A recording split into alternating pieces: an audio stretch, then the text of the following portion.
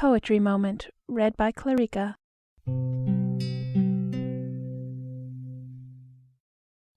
Ode to the West Wind by Percy Bysshe Shelley.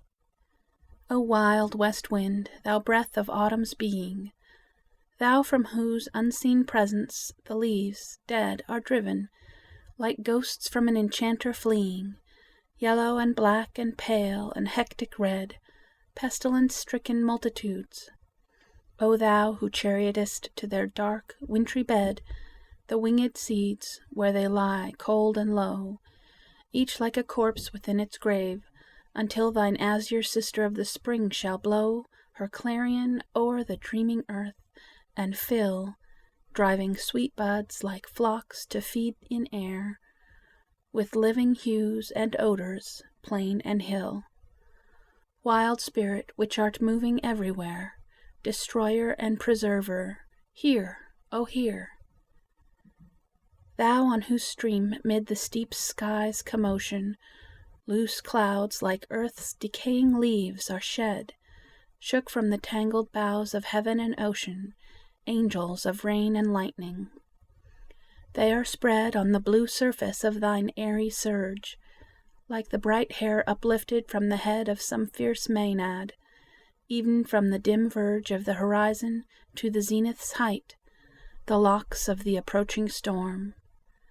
Thou dirge of the dying year, to which this closing night will be the dome of a vast sepulchre, vaulted with all thy congregated might of vapors, from whose solid atmosphere black rain and fire and hail will burst, O hear! Thou who didst waken from his summer dreams the blue Mediterranean, where he lay, lulled by the coil of his crystalline streams, beside a pumice isle in Baiae Bay, and saw in sleep old palaces and towers quivering within the waves' intenser day, all overgrown with azure moss and flowers so sweet the sense faints picturing them. Thou for whose path the Atlantic's level powers cleave themselves into chasms, while far below the sea blooms and the oozy woods, which wear the sapless foliage of the ocean, know thy voice, and suddenly grow grey with fear, and tremble and despoil themselves, O hear! If I were a dead leaf thou mightest bear, if I were a swift cloud to fly with thee, a wave to pant beneath thy power and share the impulse of thy strength, only less free than thou, O uncontrollable.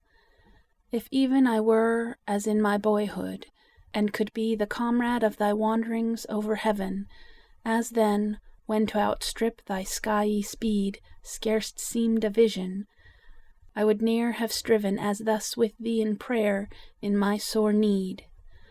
O lift me as a wave, a leaf, a cloud.